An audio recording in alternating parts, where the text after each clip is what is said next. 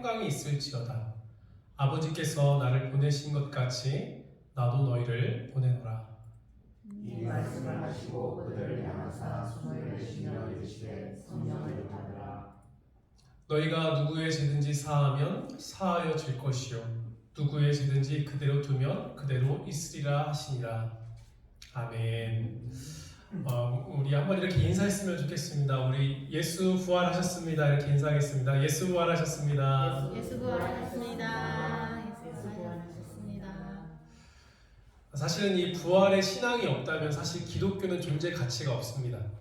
다른 종교들은 결국 사람이 신적인 존재가 되기 위해서 사람이 하늘을 향해서 나아가는 신앙이라면 우리의 신앙은 근본이 다릅니다. 하늘에서 우리를 구원하고 우리에게 영생을 주시기 위해서 주님께서 모든 죄를 담당하시고 부활하셔서 또한 우리에게 부활의 몸으로 또 영생에 대한 약속을 죄와 질병과 사망의 모든 문제를 해결해 주신 근본이 다르기 때문에 어찌 보면 가장 교회의 절기 중에 가장 아름다운 꽃을 피는 이 봄의 계절에 딱 맞는 것 같아요. 가장 꽃을 피는 절기가 이 부활절 같습니다. 이 부활의 능력이 또 우리 성도님들 가운데 늘 임하길 주님의 이름으로 축원합니다. 여기 프리랜더가 있었는데 아이들이 또 만졌나봐요. 좀 넘겨주시면 감사하겠습니다. 여기 한 여인이 있는데요. 여인은 사실은 어떤 여인이냐면 영국 해협을 수영해서 걷는 사람입니다. 바로 플로렌스 체드윅이라는 여인인데 사실 남자도 하기 힘든 일을 최초로 영국 해협을 양방향으로 횡단한 세계 최초의 여성이라고 해요. 저도 수영을 이제 살이 많이 쪄가지고 수영을 통해서 한 10kg 정도 뺐는데 더 빼야 될 텐데 수영을 하면서 느끼는 것은 쉽지 않다. 호흡하는 것도 쉽지 않고 이렇게 전신을 다 쓰는 거잖아요. 몸도 이렇게 배처럼 좌우로도 흔들고 또 앞뒤로도 흔들고 또 양팔과 양손을 흔들고 또 머리도 고정할 때 수영이 잘 되거든요. 그럼에도 불구하고 16시간 동안 하루 종일 수영을 해야 이 양방향을 횡단할 수 있다고 합니다. 그래서 너무나 고통스러운 거는 이 오랜 시간 수영을 하는 것도 힘든데 추운 날씨와 또 추운 물의 온도와 고독 어떤 목표를 향하기 위해서 그 목표를 이루기 위해서 도전을 해왔지만 첫 번째 거의 800m, 1km도 안 되는 지점을 남겨두고 이 횡단을 처음에 도전했을 때 포기합니다. 왜냐하면 그 할 때 안개가 주위를 가득 채운 거예요. 그 안개가 가득 채웠을 때 그녀의 마음을 사로잡은 것, 왜 이제 옆에 사람들이 응원도 하고 조금만 가면 이제 끝이 납니다 했는데도 그녀가 포기한 것은 그녀 마음의 두려움이 또 낙심이 슬픔이 그 환경 때문에 그것을 바라봤기 때문에 이 여인은 처음에 도전해서 실패를 하게 됩니다. 목표 지점이 보이지 않자 마음의 두려움과 낙심과 슬픔이 찾아온 거예요. 언제 끝날지 또 내가 이 목표를 향해서 나아가는데 이 목표가 언제 이루어질지 힘을 낼 수 없었던 것입니다. 그래서 그녀는 처음엔 포기했지만 2달 후에 다시 재도전을 하게 됩니다. 그러니까 재도전할 때는 더 많은 안개가 끼어서 그가 환경을 바라봤을 때는 슬퍼하고 낙심할 수밖에 없고 두려워할 수밖에 없지만 그녀는 목표를 향하여서 다시 한번 마음을 정돈하고 시선을 눈에 보이는 것에 고정하지 않고 눈에 보이지 않지만 목표 지점을 향하여서 또한 환경을 이겨내기 위해서 그동안 자신이 수많이 해왔던 그 훈련들과 연습들을 기억하면서 힘차게 헤엄을 쳤고 결국 2번의 도전 끝에 성공을 합니다. 그러면서 이 여인이 이런 말을 했어요. 나는 목표 지점을 마음으로 보고 있었습니다 라는 고백을 합니다. 그러니까 눈에 보이는 것으로에만 목표를 향한 것이 아니라 마음에 보이지 않지만 마음의 눈으로 이것을 우리에게 적용하면 믿음의 눈으로 목표를 향하여서 나아갔음을 고백하고 있습니다. 사랑하는 우리 온학교의 성도님들, 오늘 통화에서 함께 나누고 싶은 것은 무엇이냐면 우리 눈에 보이는 것을 믿는다면 우리는 미련한 자들입니다. 그러니까 눈에 보이지 않는 것을 믿는 것이 진정한 신앙인데, 이 부활이야말로 우리가 눈으로 직접 볼 수 없습니다.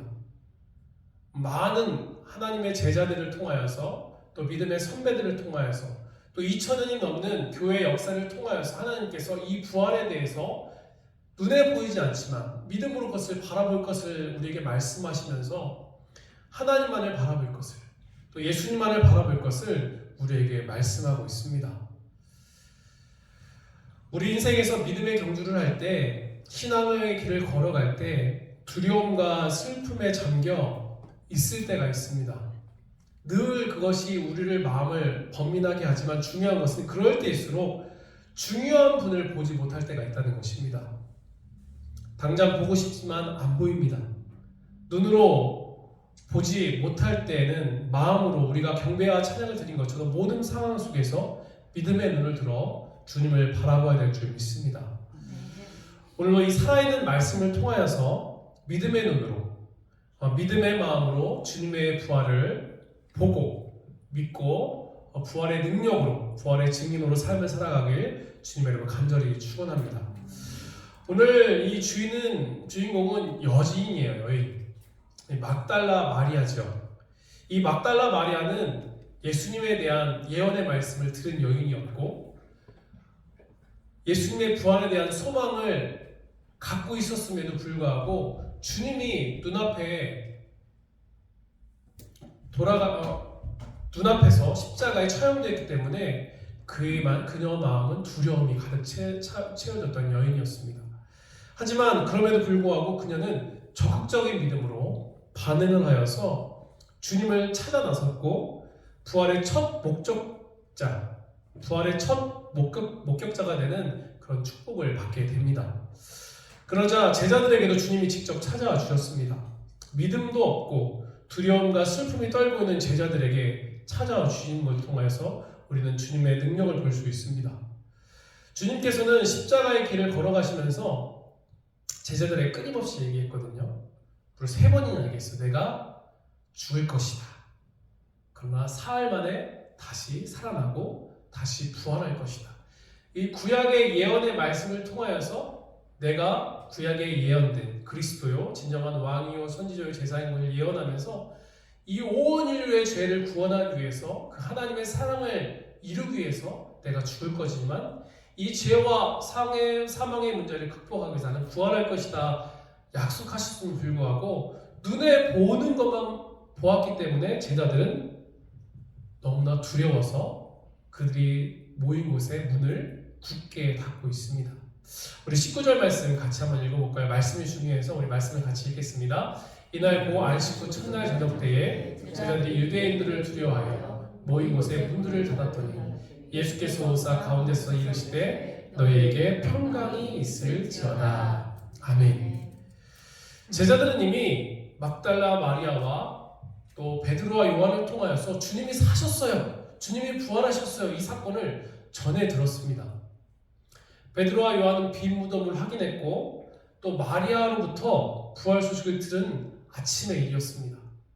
이 아침의 일을 들었음에도 불구하고 저녁이 되었을 때 그들은 오히려 이 부활의 기쁨을 만끽한 것이 아니라 여전히 슬픔으로, 여전히 유대인들 때문에 또 자기들이 예수님처럼 죽게 될까봐 두려워해서 떨고 있는 것을 우리들에게 보여주고 있습니다. 바로 구약의 시대는 이 토요일날, 지금 안식교는 토요일날 예배하고 있죠. 하지만 우리는 안식 후 첫날이 일요일입니다. 이 일요일을 부활의 주님을 우리가 기념하기 위해서 이 개혁교회는 이 일요일날 예배를 드리고 있는데, 이 일요일날 아침에 부활 소식을 들었지만 그 들은 소식을 망각하고 저녁이 될 때까지 그들의 마음에 사로잡혀 있는 것은 슬픔과 낙심과 두려움이었습니다. 이 제자들의 모습이 어찌 보면 1차적으로는 제자들의 모습이지만 어찌 보면 2차적으로는 이 살아있는 말씀 믿고 살아가는 저와 여러분들의 모습은 아닌지 돌아보았으면 좋겠습니다.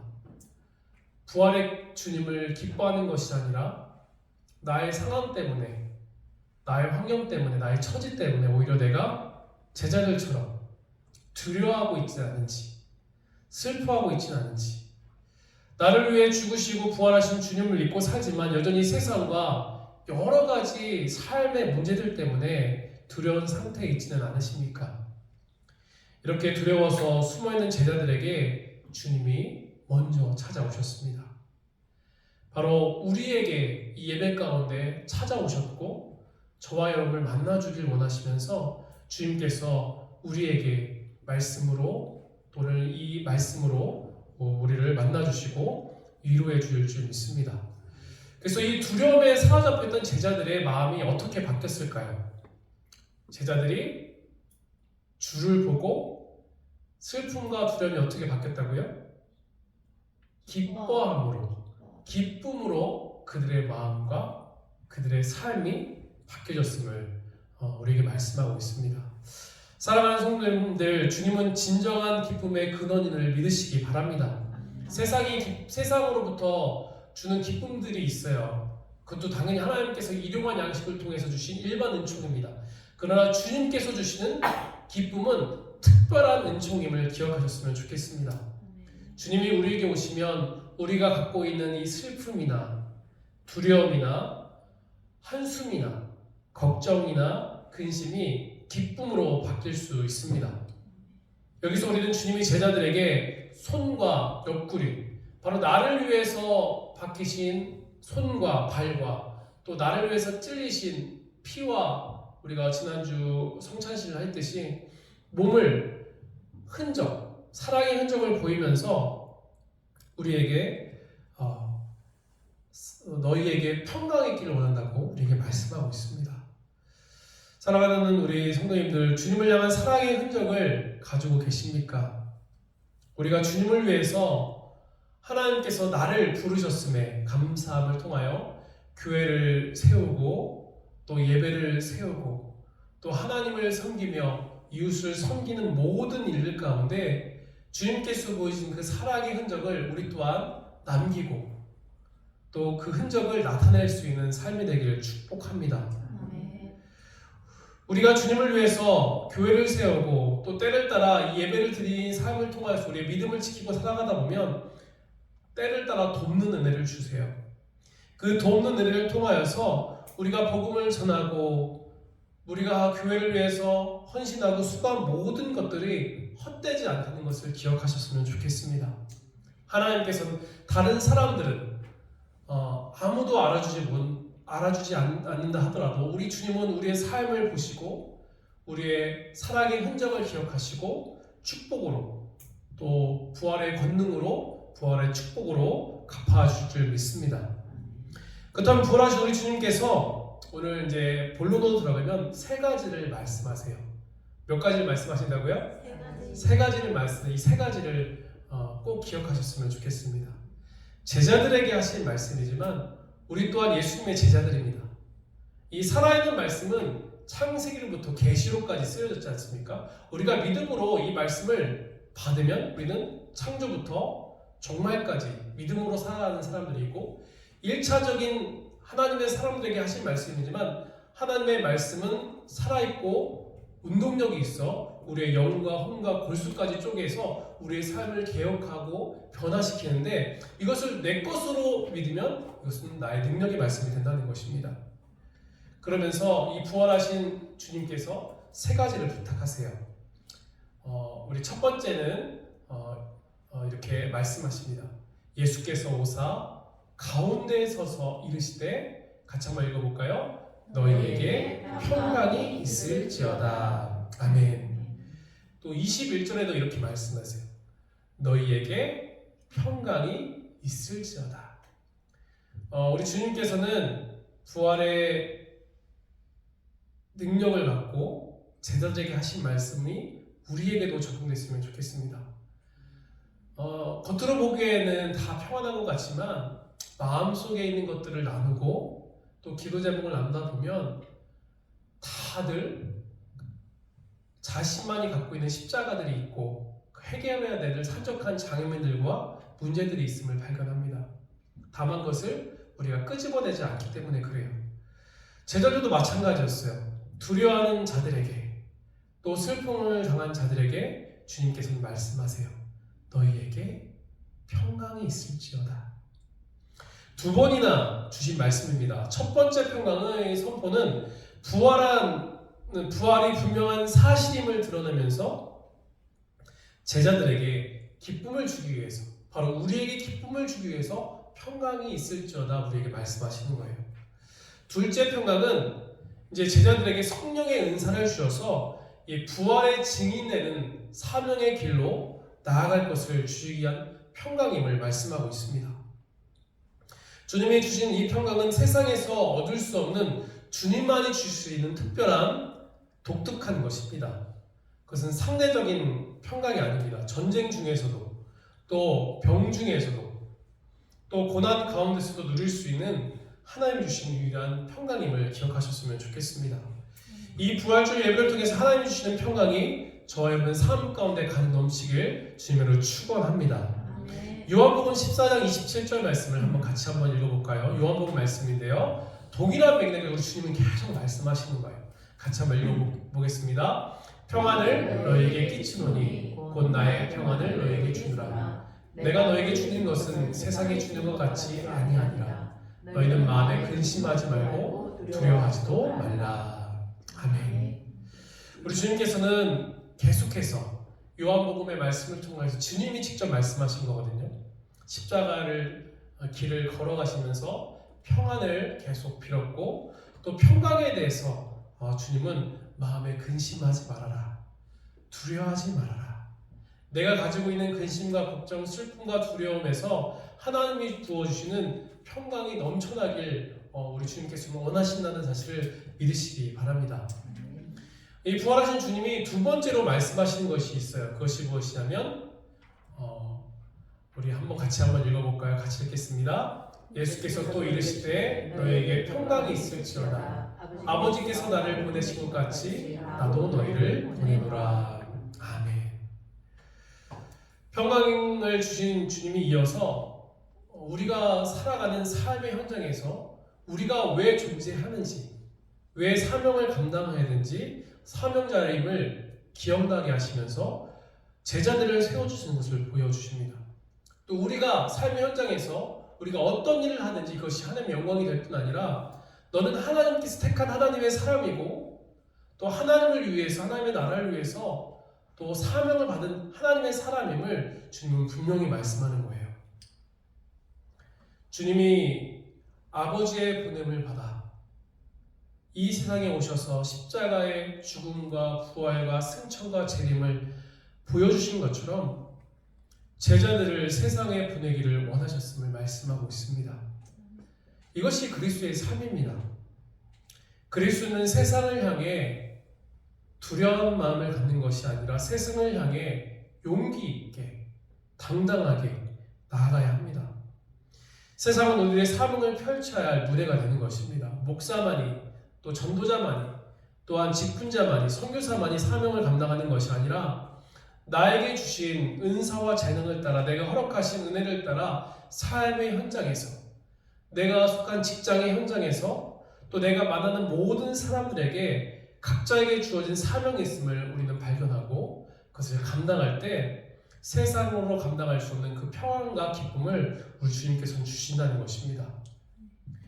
교회에 모이기를 힘쓰는 것이 중요합니다. 이렇게 교회에 모여서 함께 하나님을 하나가 되고 또한 주님을 예배하는 것 중요한데 이 모이는 것만큼 또 중요한 것이 흩어지는 것입니다. 모이기를 힘쓰고 흩어지는 것, 우리 그리스도인들이 해야 될 일이라는 것입니다.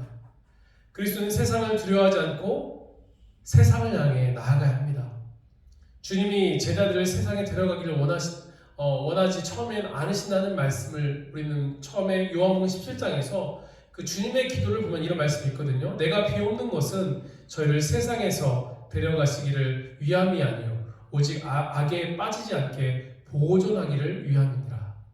먼저 예배를 통하여서 우리의 믿음이 성장과 성숙을 이루기를 원하고 악에 빠지지 않고 이것을 보존함을 통하여서 우리 안에 하나됨을 하나님께서 만든 다음에 또한 우리 주님은 부활하신 다음에 아버지께서 나를 보낸 것까지 너희가 보존되었으니 이제 나도 너희를 보내노라. 주님께서 먼저 모이는 것에 대해서 말씀하셨고, 또한 이후에 부활하신 이후에는 모여서 믿음이 단단해지면 이제 나도 너희를 세상에 보낸다고 말씀하고 있어요. 제가 동탄에서 이제 동탄 사랑교회에서 부목사로 있을 때 이제 새벽에 차량 운행을 할 때 이렇게 그냥 우리 성도님들은 세 분을 태우고 차량 운행하면서 가다가 잘 가고 있는데 누가 옆에서 차를 쾅 받았던 기억이 있습니다. 차 중간을 받았기 때문에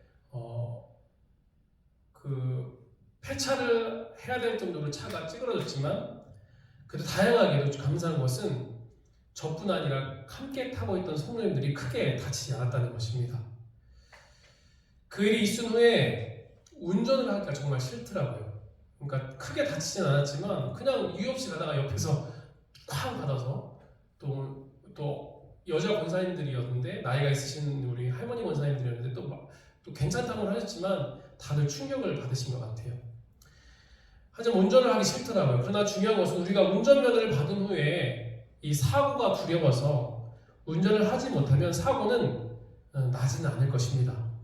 그러나 우리가 받은 이 면허증은 의미가 없습니다. 그리스도인들은 세상을 향해 나가 일하도록 이 하늘나라의 면허, 바로 하나님의 면허를 받은 하나님의 사람들입니다. 세상에 용기 있게 나가 하나님이 기뻐하신 일을 하면서 세상을 바꿔야 하는 사명이 우리들에게 있습니다. 어떤 큰 일을 하는 것이 아니라 삶 속에서 하나님의 예수님의 사랑과 예수님의 헌신을 우리 말과 삶을 통해서 이루어 가다 보면 세상은 점점 아름답게 변하게 되는 것입니다. 이 장로교 개혁교회는 우리가 모이기를 힘쓰고 너희가 죄악에서 보존되기를 원하신 우리 주님께서 부활하신 후에는 나를 보내신 것 같이 나도 너희를 세상에 보낸다고 말씀하고 있습니다. 보냄을 받은 곳에서 우리가 하나님을 기뻐하는 일을 감당하다 보면 이 죄로 오염된 이 세상은 우리의 말과 우리의 행동과 우리의 삶을 통하여서 빛과 소금의 삶을 통하여 점점 깨끗이 악의 세상이 아니라 주님이 구원하신 부활의 능력의 세상으로 저와 여러분을 통해서 바뀌게 될 줄 믿습니다. 그래서 부족하지만 오늘 예배를 후에 우리는 이제 부활하신 주님과 함께 부활의 기쁨을 전하기 위해서 또 하나님의 나라의 대안이 교회라고 말씀드렸는데 교회, 우리 온합교회를 또한 알리기 위해서 준비된 부활의 계란을 들고 세상에 나갈 것입니다. 어제 이렇게 100개 정도 포장을 했어요. 근데 수고해 주신 손길들 감사하고 하나님께서 기억하시고 갚아주시고 축복해 주실 줄 믿습니다. 아버지께서 나를 보낸 것 같이 나도 너희를 보낸다. 그 말씀을 따라 우리가 실천하기 위해서 나아갈 텐데요. 거룩한 부담감이 있겠지만 또한 이것을 하다 보면 하나님께 주시는 사람을 또한 우리는 만나게 되고 또 주님이 주시는 평안을 우리에게 허락해 줄 믿습니다. 형편 시간이 되신 분들은 2명씩 짝을 지어 나갈 거예요. 요한복음은 예수님의 부활을 의심할 수 없는 사실을 강조하면서 증언이라는 단어, 또 증인이라는 단어, 이 증거라는 상징하는 숫자 2를 계속해서 반복해서 사용합니다. 그러니까 지금은 뭐 이렇게 법정에서 변호인, 이렇게 대리인, 증인들이 중요하잖아요. 중요한 역할을 하듯이 그 당시에도 예수님의 부활에 대해서 이것은 확실한 역사적인 사실임을 증거하기 위해서, 증언하기 위해서 이 요한은 2사람을 계속 강조해요. 보세요. 베드로와 요한 2 제자입니다. 그리고 이 2 증인을 통하여서 제자들에게 주님의 복음이 흘러갔고 또한 이 막달라 마리아와 또한 요한은 무덤 안을 직접 주님이 없음을, 부활하셨음을 목격하게 되는 2 증인이 됩니다. 또한 막달라 마리아가 그 주님이 장사했던 무덤 안을 보았을 때 2 천사가 또 등장하거든요. 계속해서 이를 반복하고 있죠. 이것은 무엇을 상징하냐면 부활의 증인이 얼마든지 있음을 강조하는 것입니다. 2 제자, 2 증인, 2 천사, 그리고 직접 주님을 만나서 대화한 사람들뿐 아니라 부활의 증인들이 얼마나 많으면 사도행전에 가면 500여 성도에게까지 보이면서 또 오늘날 살아가는 우리들은 또 많은 믿음의 선배들을 통하여서 1차적으로는 이 하나님의 말씀을 통하여서 또 교회의 역사와 이 부활의 능력을 체험한 하나님의 사람을 통하여서 우리는 부활의 증인으로 또한 세워지길 원하는 그 하나님의 마음이 담겨져 있음을 기억하셨으면 좋겠습니다. 그래서 그 증인이 저와 여러분이 되었으면 좋겠습니다. 이 부활하신 주님께서 세 번째로 하신 말씀이 있거든요. 우리 같이 한번 읽어볼까요? 같이 읽겠습니다. 이 말씀을 하시고 그들을 향하사 숨을 내쉬며 이르시되 성령을 받으라. 아멘. 이 성령 루아호 이 숨이라는 단어는 바로 우리 주님께서도 생기를 불어넣으실 때도 그렇고요. 그러니까 사실 이 영과 몸이 분리되면 죽음이라는 것이 우리에게 찾아오는데요. 우리 주님께서는 이 영과 몸을 갖고 있는 이들에게 또한 제자들에게 숨을 내쉬면서 이렇게 말씀하셨어요. 성령을 받으라. 숨을 내쉬며 가라사대 성령을 받으라라고 말씀하고 있습니다. 때문에 우리가 모였습니다. 이제 흩어져야 할 텐데 우리가 어떠한 힘으로 어떠한 능력으로 세상에 나가서 사명을 감당할 수 있을까요? 내 힘으로 하려고 하면 저도 이제 부목사 부교육자 생활을 이제 한 15년 하고 이제 개척을 하지 않았습니까? 근데 중요한 것은 느끼는 것은 내가 일을 하면 내가 주회를 하면 못해요. 그러니까 자질도 없고 또 능력도 없을 뿐 아니라 금방 지치더라고요. 그 지치고 힘들 때마다 하나님의 힘을 구하고 하나님의 도움을 구하다 보면 하나님께서 일하심을 우리는 경험하게 됩니다. 우리가 세상을 향해 나아가는 힘이 필요한데 이것이 성령의 능력이요 바로 성령의 충만함인 줄 믿습니다. 공부를 많이 하고 돈을 많이 가졌기 때문에 세상에 나가 일할 수 있는 것이 아닙니다. 영적인 능력이 필요합니다. 나의 힘을 의지하는 것이 아니라 오직 성령의 능력을 의지할 때 하나님께서 일하십니다. 제자들이 바로 성령의 충만을 받고 난 후에 나가서 일할 수 있었습니다. 슬픔과 두려움으로 가득 찼던 이 제자들이 성령의 능력을 받으니까 바로 세상을 나가 담대히 복음을 전했고 복음을 전함을 통하여서 복음이 전 세계를 휩쓸고 지금 오늘날 우리까지 이제 백투더 예루살렘 이제 유럽을 거쳐 이제 아메리카를 거쳐 이제 복음이 우리나라 아시아에도 들어왔고 이제 동남아를 거쳐 이제 중동으로 지금까지 계속 복음이 흘러서 다시 예루살렘으로 성경이 약속한 그대로 이 세계의 역사도 성취되고 있음을 보게 하십니다. 그 뒤로 그들은 더 이상 슬퍼하거나 두려워하지 않았고 사망의 음침한 골짜기에서도 평강을 누릴 수 있었습니다. 사랑하는 성도님들, 성령을 받으면 아픔을 오히려 기쁨으로 여기는 믿음이 생깁니다. 고난을 오히려 앞으로 다가올 기쁨의 전 단계를 바라볼 수 있는 믿음의 실력들이 생깁니다. 내가 예수 믿는 것이 손해보고 미련한 것 같지만 이 손해보고 희생한 것을 기뻐할 수 있는 마음이 준비가 되고 그 능력을 받게 됩니다. 성령 충만을 오해하지 마십시오. 그것을 세속적 복의 개념으로 가두지 마십시오. 그것은 우리를 바꾸어 놓습니다. 상황이나 세상을 바꾸는 것이 아닙니다. 걱정, 근심, 고난이 여전히 있는 세상 속에서 세상을 바라보는 눈이 달라지고 문제를 대하는 믿음의 자세가 달라지고 그것을 넉넉히 장애물들과 문제들은 늘 앞에 있지만 그것을 믿음으로 부활의 능력으로 뛰어넘을 수 있는 그 실력을 갖출 수 있도록 하는 것이 성령의 능력이요 성령 하나님의 효과입니다. 그래서 성령 충만하면 일이 풀리지 않는데 감사가 가능합니다. 고난이 있는데 오히려 기쁨이 가능합니다. 그것이 성령을 받아야 할 이유인 것입니다. 주님이 숨을 내쉬면서 말씀하신 것은 성령을 주님이 보내심을 가운데 임하는 것임을 알려주시는 것입니다. 예수님이 우리 안에 오시면 우리들은 기쁨을 누릴 뿐 아니라 해야 할 일이 생깁니다. 존재의 우리가 삶의 이유가 분명히 생깁니다. 나를 변혁하고 나를 변화시키고 다시 한번 나를 일으켜 세우는 하나님의 도우심을 손길을 붙잡게 됩니다.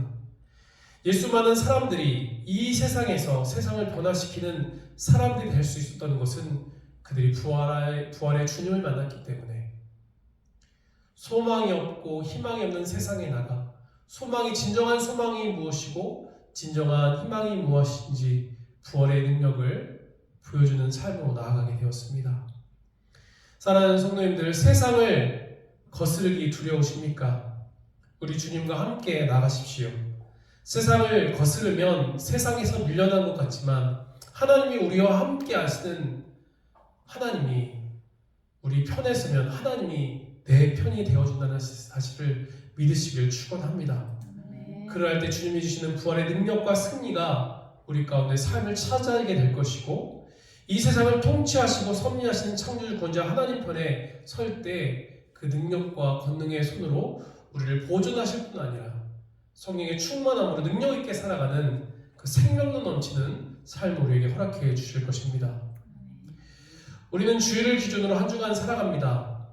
주님의 우리를 향한 사랑의 흔적, 부활의 능력을 확인하고 감사가 넘치길 축원합니다. 주님이 말씀하셨어요. 슬픔과 두려움에 갇힌 제자들에게 하신 말씀이지만 오늘 살아가는 우리들에게 하신 말씀입니다. 평강이 있길 원하시길 원하십니다. 또한 나도 너희를 세상에 보낸다. 어떠한 특별한 일을 하지 않아도 내가 삶 속에서 그리스도인이란 이 신념과 정체성을 갖고 삶 속에서 주님의 사랑과 복음을 직접적으로 아니면 간접적으로 흘려보내면 우리는 그 부활의 능력에 주님의 능력 속에 거할 수 있다는 것입니다. 이것이 내 힘으로 할 수 없기에 나의 힘으로 할 수 없기에 주님 말씀하십니다. 성령을 받아라. 성령의 충만함을 받으라. 그러니까 우리가 예수님을 처음 나의 구주로 내 마음에 모셨을 때는 이미 성령님이 내 안에 계신 거예요. 성부, 성자, 성령님은 한 분 하나님이시지만 삼위일체 하나님이십니다. 근데 중요한 것은 이미 내 안에 삼위일체 하나님은 내가 믿음으로 받을 때 이미 내 안에 들어와 계시지만 중요한 것은 이것을 가능하게 하고 믿게 하고 능력 있게 살기 위해서는 우리가 성령의 충만함을 삼아야 된다는 것입니다. 말씀을 정리하겠습니다.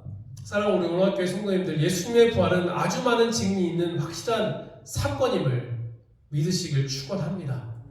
그 부활의 능력을 내가 또 보고 믿고 체험하는 하나님의 사람이 되기를 주님으로 축원합니다. 이제 이 부활의 증인, 우리는 세상을 구원하는 자로서 거룩한 사명을 받은 자들입니다. 우리는 이 부활의 복음을 안다고 하면서 세상의 슬픔이나 두려움에 붙잡혀 사명을 감당하지 못하는 상태에 있지는 않은지 돌아보는 우리 자신이 되었으면 좋겠습니다. 이 부활주일에 이 놀라운 특권이 나에게 있음을 기억하시면서 하나님의 특권을 받은 자답게 다시 한번 나의 자리에서 힘차게 일어나 주님을 높이는 저와 여러분 우리 온학교회가 되길 간절히 축원합니다. 예수 부활은 믿음의 증거요 소망이요 희망입니다. 우리 믿음의 여정에 슬픔과 회의와 두려움이 찾아왔을 때 그럴 때일수록 부활의 주님을 바라보시길 바랍니다. 부활의 주님이 우리에게 위로와 힘을 주시며 주님을 의지할 때 우리에게 새로운 길, 새로운 사명자로 서게 하실 것입니다. 그 축복을 받아들이는 이 부활의 능력, 부활의 삶을 살길 주님의 이름으로 축원합니다. 우리 이 말씀 같이 한번 읽고요. 제가 기도하겠습니다. 같이 한번 읽겠습니다. 예수 부활의 권능을 입어 다시 사는 것, 이보다 장엄하고 강력한 희망은 없다. 아멘. 수많은 희망과 대안과 소망을 세상은 제시하지만 세상의 것들은 썩어 없어질 것들입니다. 그러나 예수 부활의 권능은 우리를 다시 사는 원동력이 되고 이보다 이 세상의 어떤 것보다 정엄하고 강력한 희망은 없음을 기억하셔서 이 예수 부활에 소망과 희망을 거는 저와 여러분의 삶이 되길 주님을 간절히 축원합니다. 기도하겠습니다.